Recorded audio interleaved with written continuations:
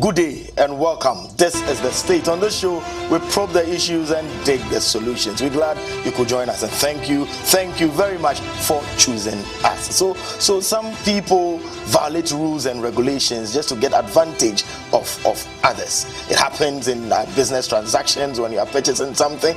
It happens in examination, people cheat. It happens in relationships, people cheat. So we ask, that is it proper that we have an environment that is not so fair? My name is 𝗦𝗲𝗍𝗲 to Ankara. Stay for details.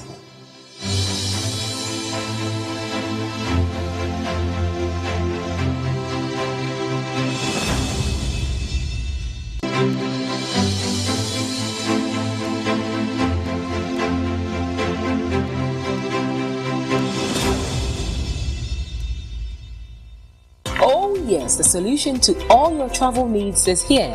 𝗦𝗏𝗏 Lodge and Travel Services offers you the opportunity to travel to the following countries: Canada, United States of America, Turkey, Dubai, UK, Australia, New Zealand, Malta, Germany, and other European countries, where skilled workers such as nurses, paramedics, nannies, and caregivers, drivers, plumbers, masons, electricians, carpenters, painters, etc. are needed for urgent employment. 𝗦𝗏𝗏 Lodge and Travel Services can secure your Schengen visas with work permits. Individuals, organizations, churches, schools can contact us for their ticketing and hotel reservation, car rental services, international tour packages, travel consultation, visa assistance, and study abroad packages to all countries. We are located at Mr. Bates bus stop opposite the Calvary Baptist Church at Adzika, Accra, or contact us on these numbers: 0544-279525 or 0545-622-672 or 0302-237557. 𝗦𝗏𝗏 Lodge and Travel Services, your destination, our pride.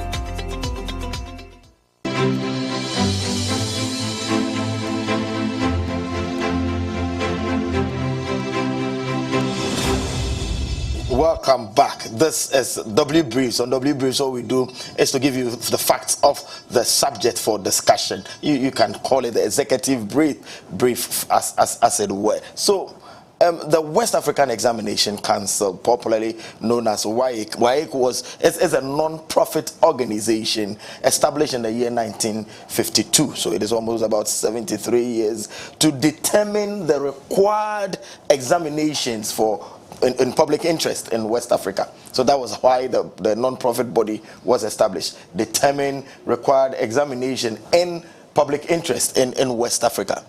𝗦𝗏𝗏 serves 5 English-speaking countries. And these countries include Ghana, Nigeria, Sierra Leone, Gambia, and Liberia. So this body serves the examination purposes of this. And amongst its mission, 𝗦𝗏𝗏 provides qualitative and reliable educational assessment. 2, 𝗦𝗏𝗏 promotes sustainable human resource development. So this, among its stated missions, these are the cardinal ones that it exists for. It conducts various examinations, including what we call here 𝗦𝗏𝗏, or what is called 𝗦𝗏𝗏, West African Senior Secondary School Certificate Examination, and the Basic Education Certificate Examination, BECE. So these are the exams that it conducts. WAEC issues credible and reliable certificates to participants in its examinations. And WAEC standards is comparable to international equivalent standard of authorizing examination countries, or countries that authorize examinations. That is WAEC's standard. It matches up to that international standard. So the 𝗦𝗍, the West African Senior Secondary School Certificate Examination, is a standardized test. Standardized test that is written. And it is administered by WAEC. 𝗦𝗍 is administered by WAEC. It is administered for students in the 5 countries that I've mentioned, the English-speaking countries, Ghana, Nigeria, Sierra Leone, Liberia, and the Gambia. So the 𝗦𝗍 is administered in these 5 countries. So in the 𝗦𝗍 exam, 4 core subjects: English, mathematics, integrated science, and social studies, and 3 or 4 other elective subjects. These are the subjects that are administered or examined, the students are examined on. So when they are done with writing of the exam, this is how the grading is done. So it is from A1, which is excellent, to F9, which is fail.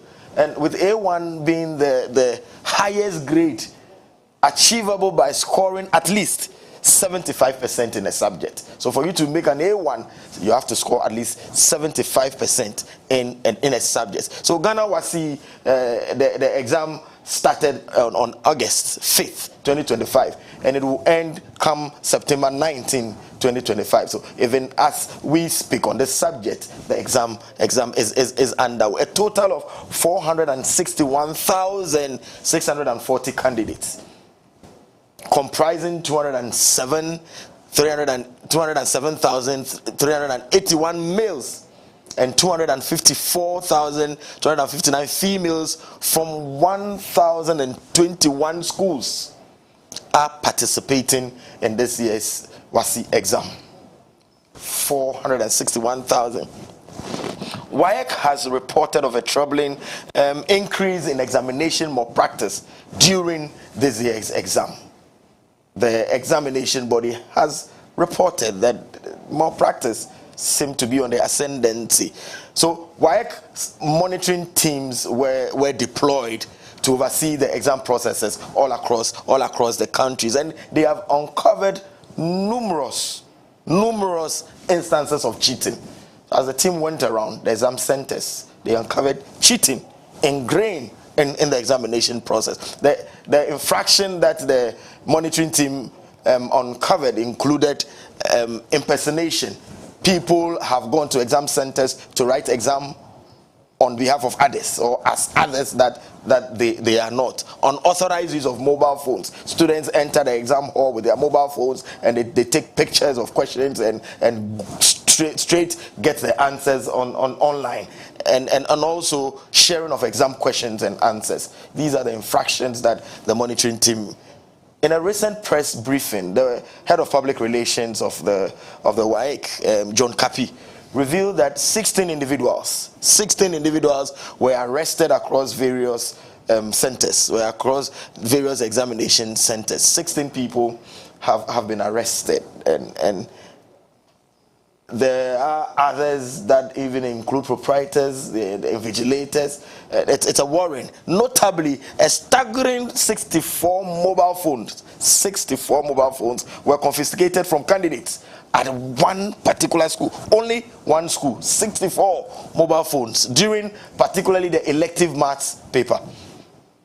Just that paper, 64 mobile phones were confiscated from the students. So despite stringent measures implemented by WAEC and the Ghana Education Service to make sure that they combat these dishonest practices amongst examination candidates, the canker, we can say, or the integrity of the examination has significantly been compromised. It has significantly been compromised. So in the face of the unending examination malpractices in the country, unending, because it is not the first time we are hearing. We ask on the show today, how can the integrity and fairness of the exam process in Ghana's student assessment system be restored.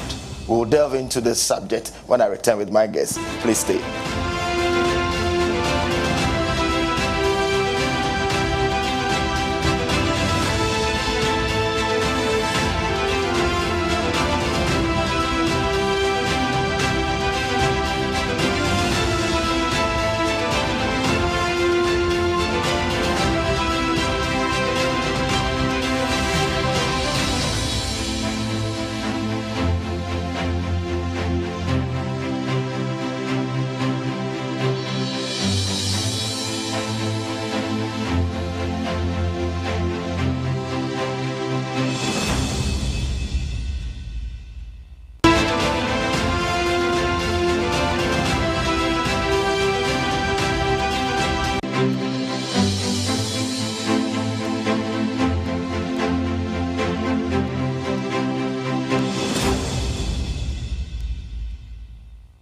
This is the new 𝗦𝗲𝗍 Towers. It is a state-of-the-art office space located in the Ambassadorial Enclave, Accra. The property comes with a main entrance foyer with a classic central chandelier lighting, a 13-passenger elevator with an air diffuser and a display screen for all your outfits will surely take you to the auditorium. At the 𝗦𝗲𝗍 Towers is a 500-seater auditorium for all your events. It's fully soundproof with a centralized air conditioning system. Our line of speakers, MCR, LED screens, and LED stage lights are fully in place. After an eventful day in our auditorium, you are sure to feel refreshed in the spacious 200-seater capacity roof terrace with a pergola in place. With 100 available car parking space, this new edifice is safe and secured with our security systems in place. Over 100 camera points and car parking control system. We have washrooms, restaurant, and an on-site clinic. Book our conference rooms for your corporate meetings whilst admiring the water fountain synchronizing with colorful lighting and music. 𝗦𝗲𝗍 Towers is designed to make you feel safe, offering you the needed luxurious space. It comes with affordable pricing package. Please contact for details and inspection. 0503 109 978 or 0500 166 304 or 0556 302 880 0243 614 423. 𝗦𝗲𝗍 Towers, offering you a safe, secured, luxurious space.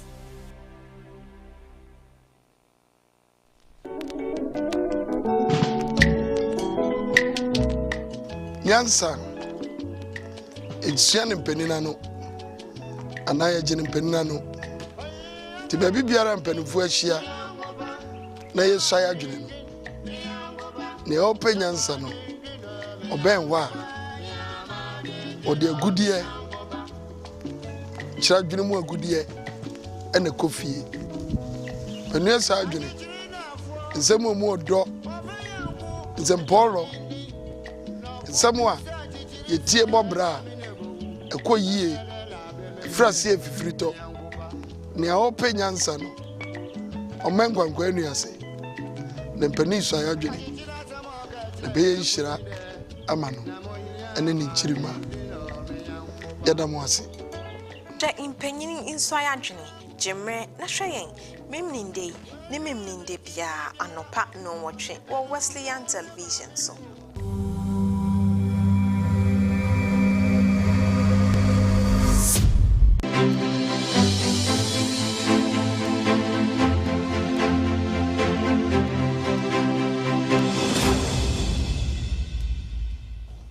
Welcome back. This is the state. Today we are looking at examination malpractice. Examination malpractice amongst candidates, particularly recent reports coming having to do with the ongoing West African Senior Certificate Examination, 𝗦𝗎𝗍. We join in the studio by our guests to, like we always say, we have the men, two strong people who are authority on the subject of examination, the subject of quality, the subject of raising generations that will be people of integrity in the examination process. Dr. 𝗦𝗍𝗲 is the Acting Deputy Director General of the Ghana Education Service, Quality and Access. Doc, thank you very much for joining us on the stage. Thank you very much. We are glad to have you. And also with us is the Right Reverend Dr. Samuel 𝗦cije𝗿𝗲. He will join us shortly. Right Reverend Dr. Samuel 𝗦cije𝗿𝗲 is the Bishop of the Accra Diocese of the Methodist Church Ghana and a former head or CEO of the Ghana office of the West African Examination Council. So these are people who have seen it all. They've experienced it and are just the right people to speak to the subject. Let me start with you, Doc. Dr. 𝗦𝗍𝗲. First off, you have made stringent efforts over the years to make sure that examination malpractice becomes a thing of the past, that we have children or candidates with integrity. Here we are with a report coming from 𝗦. How do you take it?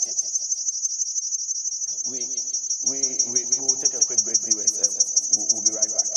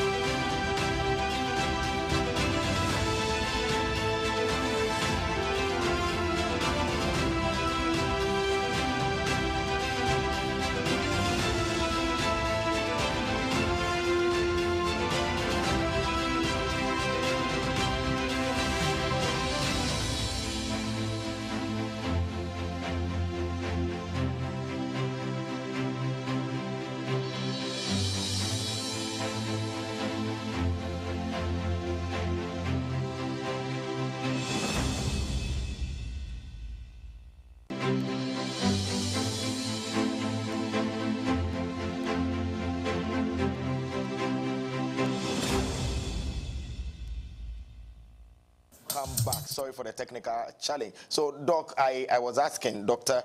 𝗦𝗍𝗲 is the Acting Deputy Director General of the Ghana Education Service in charge of quality and access. Doc, I was asking that GES has made stringent efforts to 𝗦𝗍𝗲. Okay, thanks for the correct pronunciation. 𝗦𝗍𝗲. For that, the GES has over the period made stringent efforts at implementing policies that will ensure that candidates write the exam fairly without having to violate examination rules and regulations. Then we hear this report with this year's 𝗦𝗎𝗍𝗲. How do you receive the news?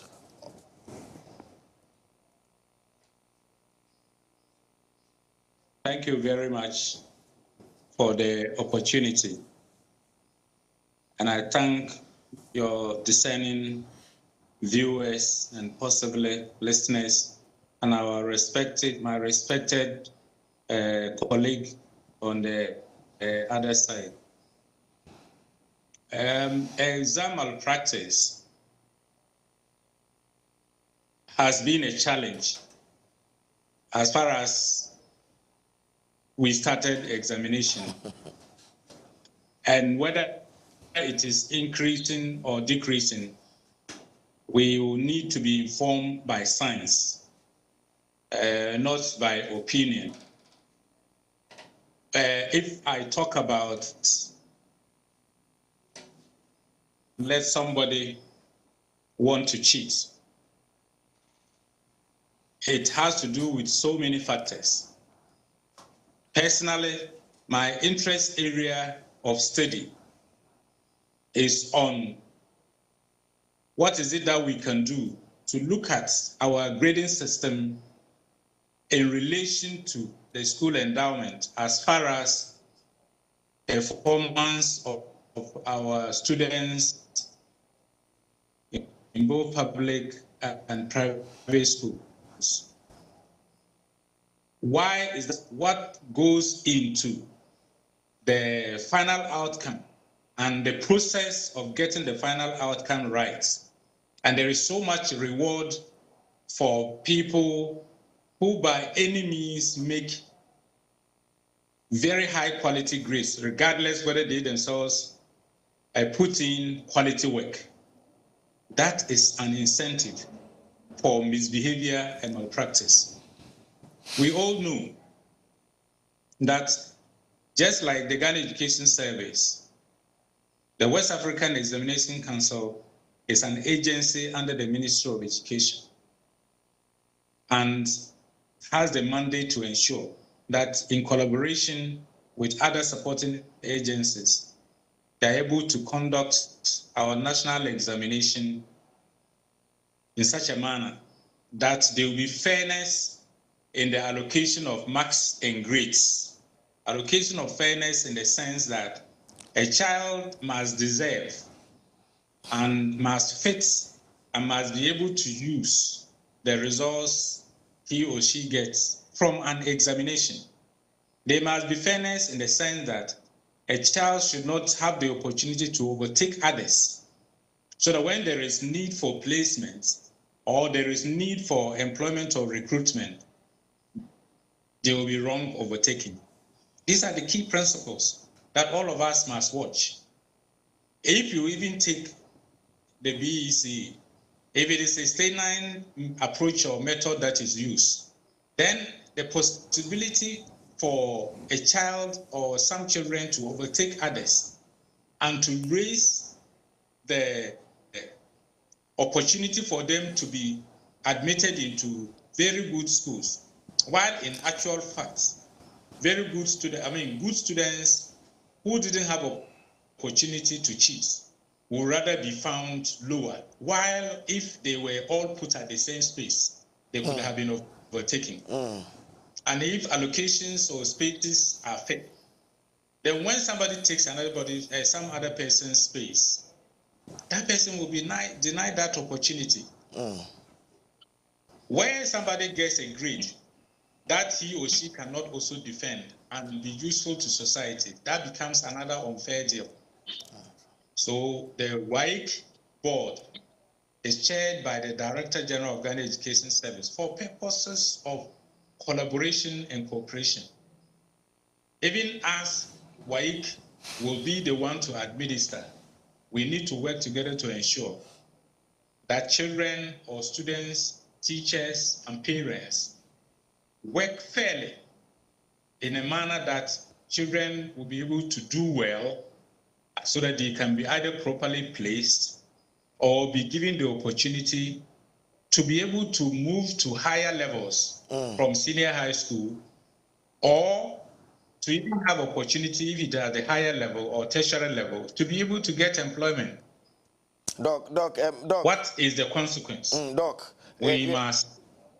Yes, Doc, this was meant to be our preliminary comments, and I'm interested that you said your area is looking at the grading of system of the students that whilst they take the exam, how are we able to measure? I mentioned that as to whether it is increasing or not, it has to be backed by science and all that. We will delve into it. So let me also take the thought of Right Reverend Dr. Samuel Ningmai Olenu, who is the Bishop of the Accra Diocese of the Methodist Church and a former Director of Tertiary Education of the Church, and he is also the former national head of West African Examination Council here in Ghana. Right Reverend Doc, welcome to the States. Thank you very much. Very well. We're glad to have you. So we have on the line also Dr. Isaac Munawaru, who is the acting Deputy General Director General of the Ghana Education Service, Child of Quality and Access. And I just took his preliminary thoughts on the examination more practice, as it's been reported that the ongoing 𝗦𝚗𝗿𝗲, we are recording increased number of more practices, and I am asking you have worked there, you've been in the seat, you try very hard to make sure that it is minimized. Are you surprised that we are still recording incidents of more practice in our exam? Well, I'm not surprised because incidents of examination or practice will continue to exist as long as human nature hasn't changed. But what the exams board works at is to minimize it to the barest minimum. And if the exam is growing in terms of number of candidates, then we should expect, the incidence of examination or practice to also increase. And that is why the Exams Council must also come up with new strategies to circumvent it. In fact, it appears that the more the Exams Council tries, the more the exam fraudsters also design new ways of perpetrating exam malpractice. But I would say that it is the responsibility of all of us Ghanaians to help curb this canker. Otherwise, it will select people who are not qualified into very sensitive positions, and that wouldn't help the growth and development of the nation. So it is important that we all work together to stop this examination malpractice, or at least bring it down to the barest minimum. Yeah, Bishop, sir, just a quick one. So let's look at, I'm glad you came from the point that yes, as the numbers increase and so far as the exam is being taken, definitely the fraudsters will find their way into the system. But what could be the underlying factors? And what could be the underlying factors? Is it so pressure on the students to perform beyond their capacity? What could be the underlying factors why they keep cheating? I think there are two underlying factors.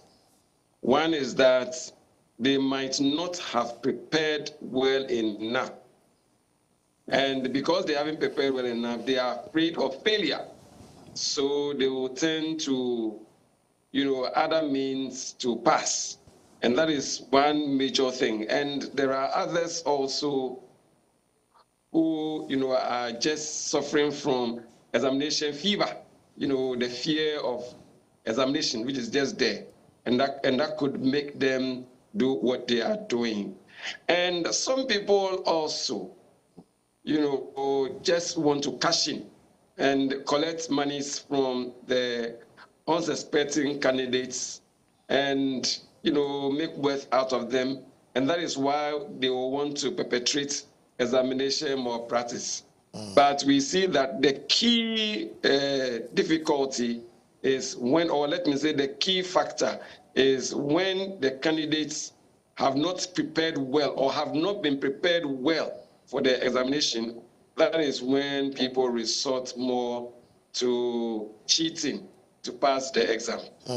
Dr. Isaac, GES, from GES point of view, it is worrying that the report has it that there's a collaboration between invigilator and proprietor in aiding the students or the candidates to cheat.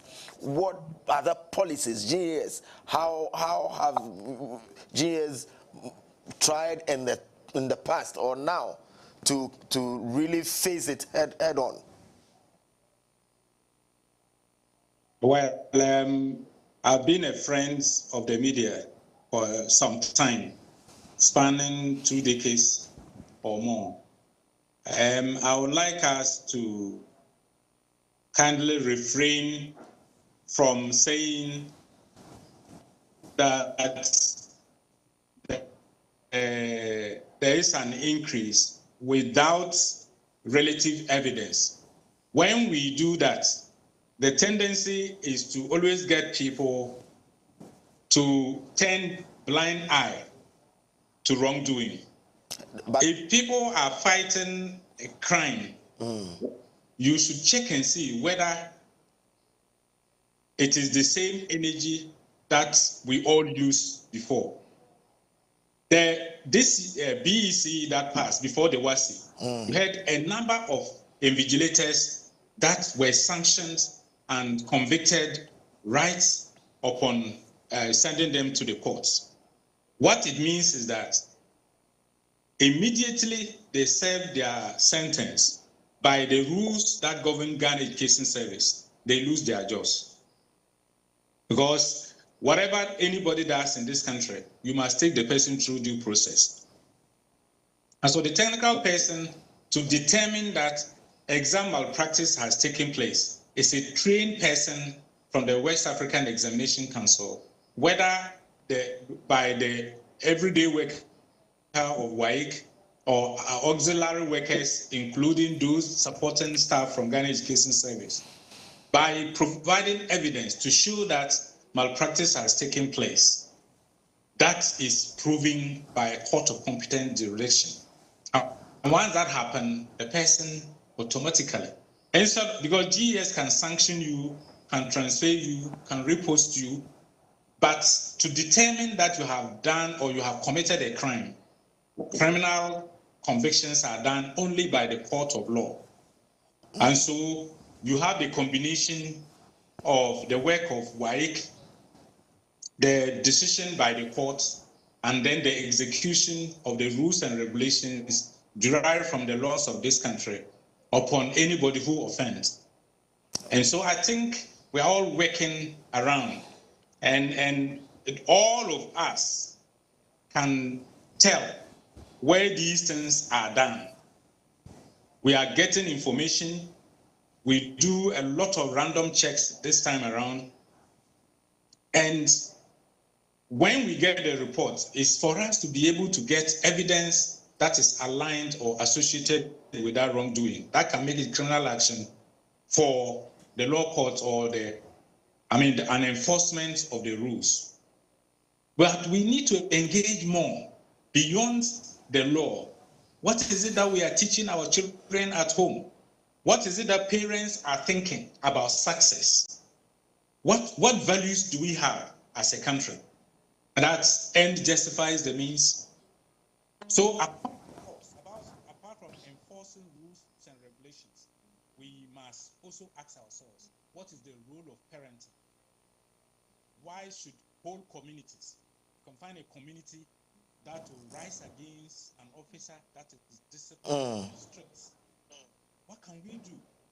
So yes, this effort or this opportunity you are given is quite useful. We can do more so that we tell ourselves that we must work hard.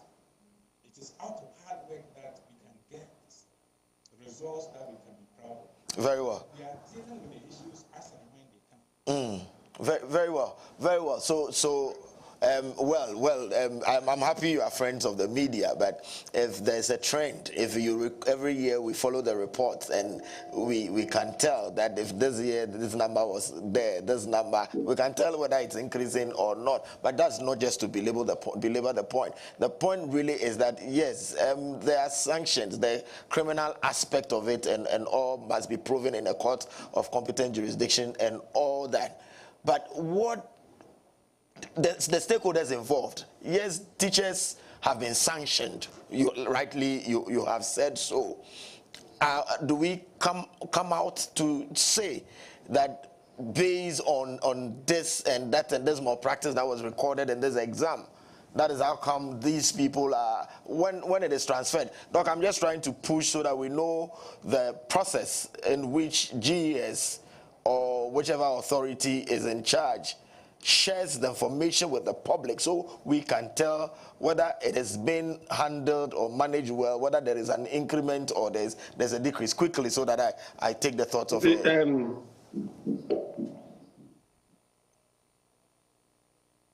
Well, Reverend, you want to come, so I may see for you. Yes, in fact, I was going to differ a little bit, saying that it is only a court of competent jurisdiction that can determine criminality in this, process.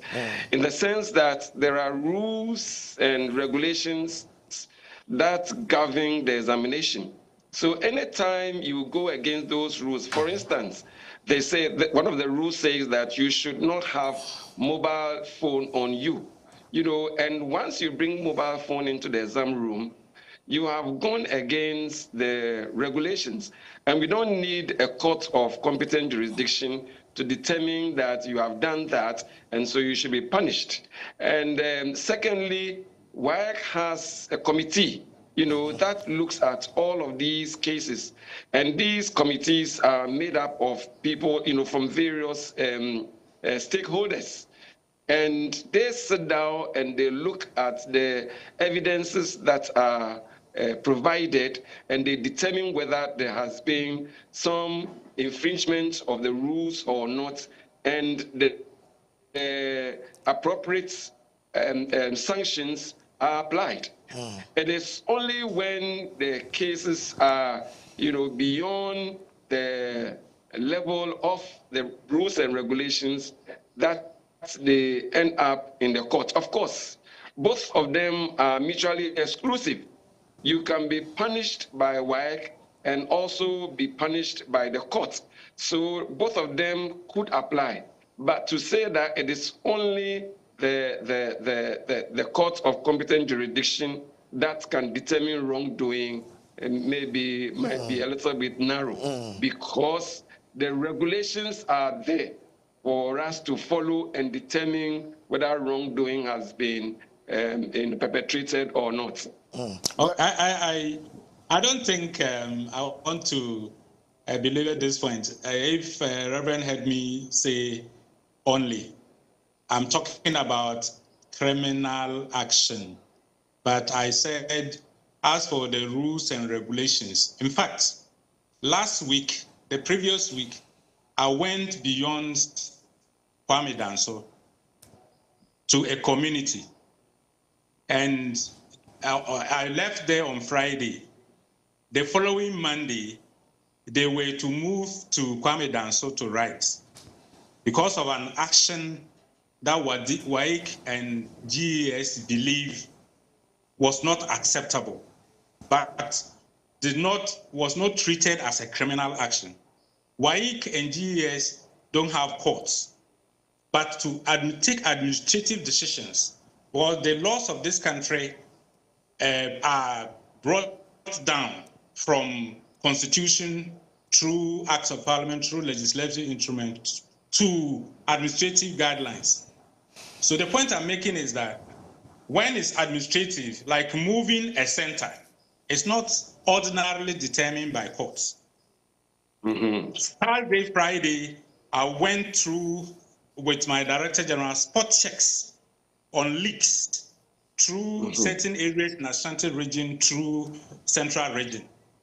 And only God knows how the people realize that we are getting stronger and stronger on the ground. Very well. But the point I made was that once you are trying to establish criminality, that one is to be determined by a court of competent jurisdiction. Very well, clearly established. Let me come to you, Right Reverend Doctor, before we looked at other matters. So in the event where it is established that students have breached the exam rules and regulations at a particular center, and it is marked and it is assessed and it is established, the examiner, some of the lesson is that the paper is cancelled, you are suspended and all that.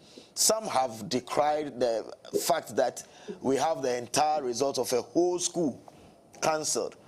Why do they bear the sense of a few recalcitrant ones? I'll come before Reverend will come with technicalities. Reverend, let me come, because you will come with technicalities, but let me go direct. Okay. Sorry, there was one village in my region, in the Upper West region, where a mentally ill person went to them and told the market, one person after the other, that they will soon run. And nobody cared what he meant by that until he stoned and brought down a whole beehive. And everybody got scattered. So sometimes in a community, we must care. If we are careless about what happened around us, when the running comes, you either die if you sit or get terribly wounded. And so the rules, as Reverend put it, are the ones that will determine that if you are caught with a phone. In fact, when I was doing monitoring in Accra here, I got to a school and I was told that the previous day, they got an invigilator with phone in his pocket. And he was detained for 2 days. I haven't followed to see whether it ended in court and what did the court say. But even for getting a phone in your pocket, and they were realizing that no, some materials that are in the phone, whether they are past or present, they cannot use their eyes to just leave you. To put, getting into the cell, the pole alone is not easy, let alone keeping you for 2 days. One, for being careless. If they realize that, you were just careless, but no criminal action, you'll be free. But at least for 2 or 3 days detention, you and I know that that's not easy. So the agencies are doing the best that they can.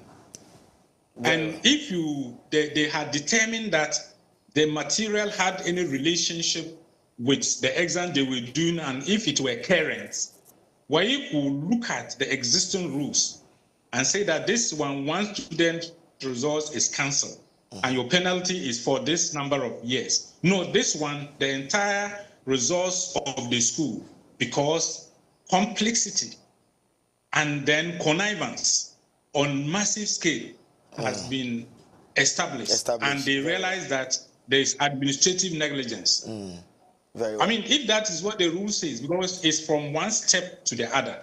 And so I want to say that all of us, parents, community, students, teachers, and those of us in management, if you allow somebody to stone beehive, then you cannot have your peace of mind. We will all run, definitely. So, right, Reverend Dog, let me come to you with the technical. Why do you cancel entire school when you can fish out the individuals who cheated?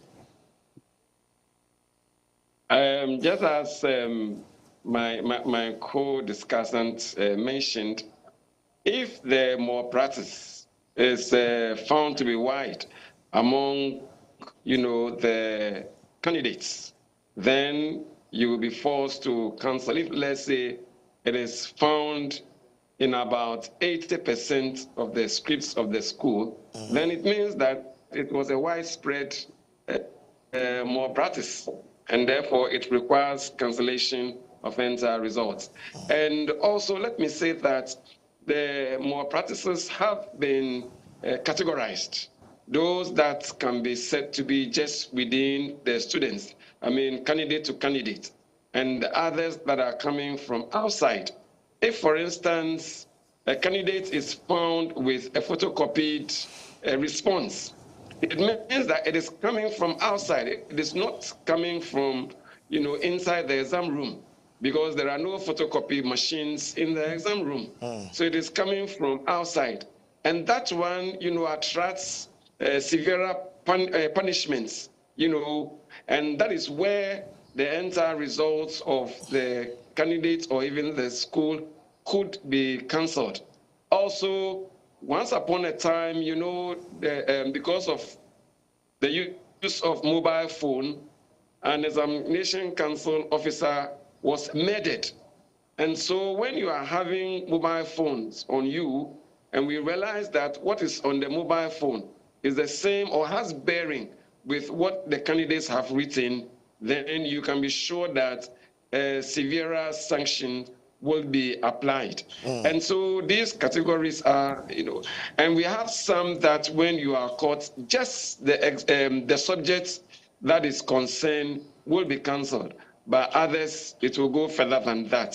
So it depends on the gravity of the offense that we found in the scripts. Very well. Viewers, if you are just joining us, this is still the state. Today we are looking at exam mock practices, and we are looking at the driving factors, the consequence, the repercussions, and the remedies, the way going forward. You just heard the Right Reverend Dr. 𝗦cije𝗿𝗲, Bishop of Accra Diocese of the Methodist Church, former head of the National Office of the West African Examination Council, and also on the line of Zoom with us is Dr. 𝗦cije𝗿𝗲, who is the Deputy Director General of Ghana Education Service in charge of quality and access, helping us to really look at this matter that is of interest to the state that got the nation talking. We'll take a quick break, and when we are back, we'll look at technology. Are we leveraging it? Is AI determining how our children write the exam, and what would the solution be? Should parents, teachers, and everybody come on board? You wouldn't want to move away from your set. I'll be right back.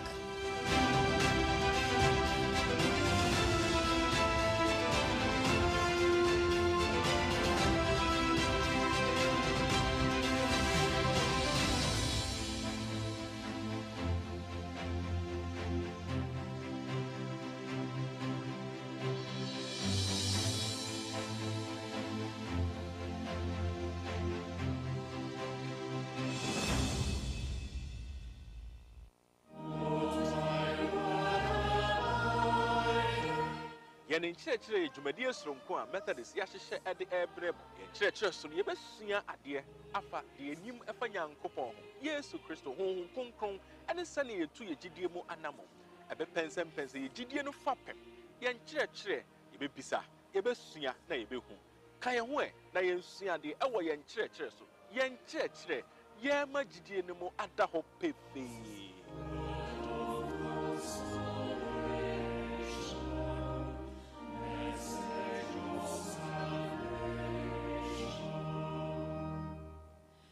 Oh yes, the solution to all your travel needs is here.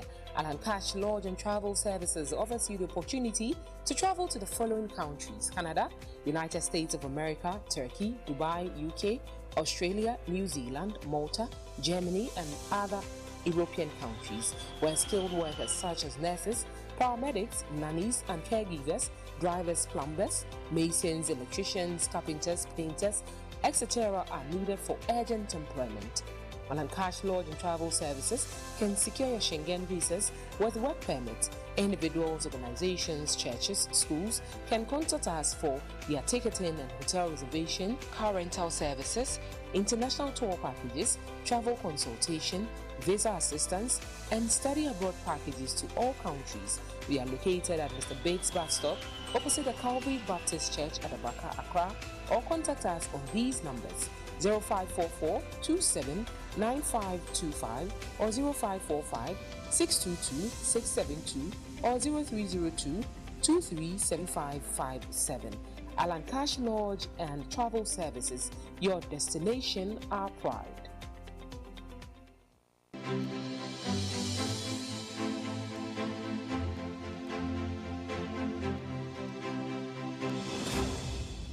Welcome back from the break. This is the state. Today we are looking at examination mock practice, and we have the former national head of WAEC, Right Reverend Dr. 𝗦cije𝗿𝗲, who is a Bishop of the Accra Diocese of the Methodist Church. He once was the Director for Tertiary Education of the Methodist Church. Also with us is Dr. 𝗦cije𝗿𝗲, who is the Acting Deputy Director General of the Ghana Education Service in charge of quality and access, helping us to understand both the rules and the technicalities and the reality of exam. Yes, some of the children, the reasons, underlying factors have been given that they go to the exam or not prepared.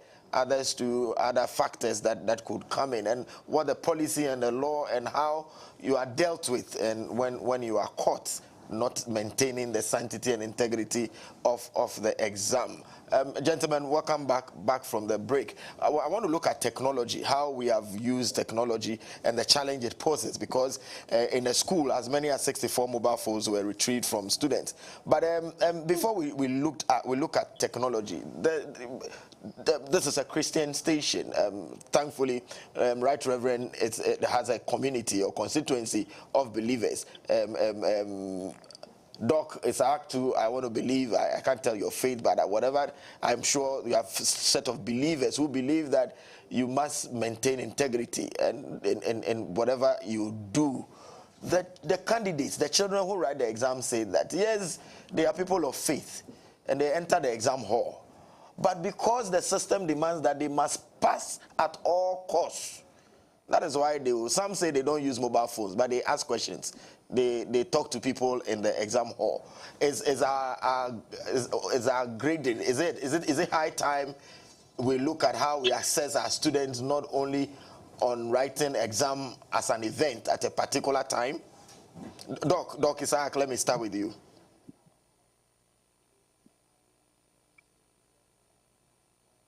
Doc? I had challenge with the comments you made. Okay. I couldn't hear you well. Okay, very well. Very well. So, yes, let me just bring you up to speed. I was just asking that some of the candidates or children who write the exam say that they are people of faith, either Christians or Muslims or other faiths. They know it is not right for them to cheat in an exam. Some concede they don't use mobile phone, but they ask questions in the exam hall just to make sure that they pass, because they must pass at all costs, whatever it takes. I'm bringing in the conversation. Is it high time that the system of assessing our children is looked at, instead of a one-off event where you write the exam that you must pass at all costs, other ways of assessing them? Yes, it's a question. Let me put it literally. It's a living question. Because Reverend will testify, they may have gone into assessment much deeper, but every principle, every theory is looked at from various angles. The argument has been that, can we not look at even making half of the examination based on some formative assessment, a cumulative sum of formative assessment? You can either be assessment as for or off, such that 50% of the marks could be attained through the process of educating, so that at the end of the period, the students will be assessed, and then the terminal exam, that is now 70%, will move down to 50%, while continuous assessments and the various forms of continuous assessment would be increased to half of that or even a little more. I think that has been the argument, and then the current curriculum try to make room for that. We are realizing that if we don't prepare well, if we don't train ourselves well, if we don't organize ourselves well, if our teachers don't understand, if parents don't understand, then it will just be providing the 50 marks for teachers to write them down. And I believe Reverend Doctor will be able to give the understanding of how some teachers use continuous assessment instead of the 3-year period. If you want to give it up by 1 year and more or less like a donation, that is in itself also problematic. But if we have a situation where there are formative forms of assessment that can go into continuous assessment, project work, writing, doing presentations on your courses, attending and participating, and all other forms that will add up to ensure that it is truly a process. Because if you allow somebody to stay for 3 years and 70% or more of the determination of the person's future is at the end of the 3 years. A lot of people that we belong to churches and mosques, whether we are people of faith, we say it, but if we practice it, we will face our faith, which is FATE, based on our faith, FAITE. Wow. Because if you faith based on your faith as based on your orientation or affiliation, then you will not want to do something just to ensure that you succeed no matter what. And so the argument is that we don't have to bring up the future generation or the people who take after us and our fathers and uncles to just think that whatever anybody does to get anything, what is more important is to get it. Things will fail. So I want to go into the argument that personally, I don't know where Reverend stands, but I think if we improve on, our collective understanding and move up the assessment and we monitor currently through the secondary education reform program, we are working hard to get our teachers and administrators to understand the use of the student transcript system. Very well. Which has a number of items, about 10 of them, so that the marks are uploaded from the schools straight onto 𝗦İCE portal. Very well. And that will take the 3 continuous years. So if we're able to do that very well, I argue for it to be increased. Very well. So that there will be no pressure to pass. Right, Reverend Doctor, let me come to you. Yes, same. We'll do that quickly. We just have a few minutes to go. Then you prefer solutions to more practices as we go forward. You see, speaking about continuous assessment, the 70 being for the standardized tests, and then the 30 from the continuous assessment is the best in the industry. And it is expected that in the school, the instructors, teachers, and tutors will do all that Dr. 𝗦𝗲𝗿𝗲 has already mentioned. The discussions, the field work, the project work, they would have done all of that, and then they will bring the cumulative scores to work to add it up to the 70 that they will be obtaining.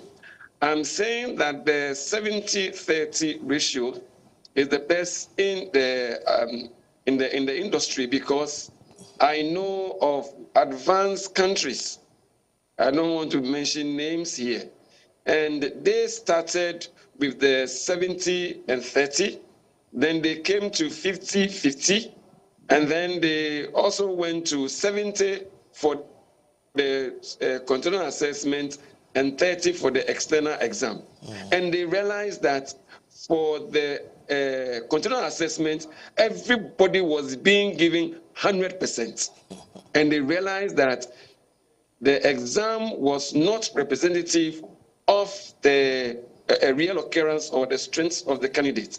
So they went back to the 70-30, 70 for the standardized exams, and then 30 for the continuous assessment exams. You see, even currently, when you obtain the continuous assessment results of the candidates, a candidate that might have scored 90%, you would expect that person to be, a high-performing candidate anyway. But then you look at the person's standardized, on the scores from the standardized tests, and then you realize that they are down there, 30%, 20%, 40%, and not just in one subject to say that it is spurious, but rather it is cutting across. So that is the strength of the candidate.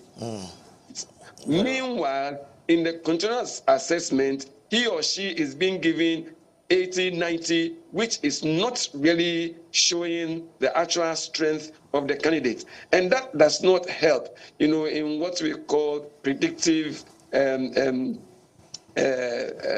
validity. Very well. So what we are having now, the 70-30, is good enough for the candidates. And if the schools are doing their work very well, we shouldn't have any problem, adding the 30 to the 70. But I want to agree with Dr. 𝗦𝗲𝗿𝗲 that we all need to uphold integrity. Whether we are Christians, we are Muslims, or whatever. integrity will help us. It is important to know that failure of an examination is not the end of the world. It is better to fail and try again than to pass through cheating and you don't know where you stand. After you have passed the exams, they put you to the test in the field and then you can't perform. And that is where you rather embarrass yourself. Very well. But if you are genuine, you are upholding your integrity and you feel, there is always another opportunity for you to try again. Thank you very much. much. And by that time, you would have prepared yourself and set yourself well to do better. Very well. Thank you very much. Time is run out on us when the conversation is getting interesting. That was Right Reverend Dr. Samuel 𝗦𝗍𝗍, Bishop of Methodist Church and former national head of 𝗦𝗍𝗍. We also had the Deputy Director General of the Ghana Education Service in charge of quality and access, Dr. Isaac Munawaru, helping us in the discussion looking at examination malpractice. We are back on your screens on Wednesday. Until then, my name is Gabriel Nyotuankra. Goodbye.